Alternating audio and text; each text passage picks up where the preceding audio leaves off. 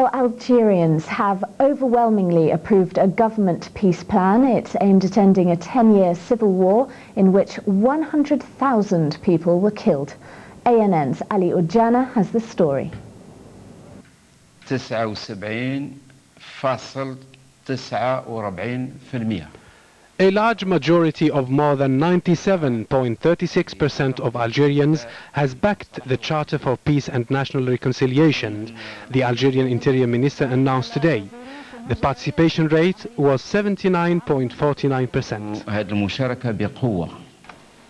This rate of participation proved that Algerians are taking the subject very seriously and want to go ahead in the right direction. Despite the lack of independent monitoring, it is obvious that the Algerian people is backing a project that promises peace after 1 decade of horror that left the country with more than 150,000 dead, mostly civilians. About 1,000 rebels are still fighting, sporadic attacks are still taking place, and more than 6,000 people are still missing. This is very good.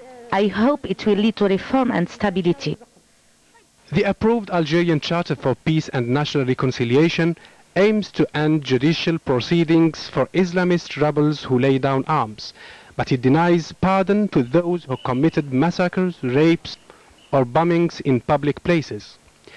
It also provides state help to families of Islamist rebels and reparations for families of the disappeared, an offer many of them reject.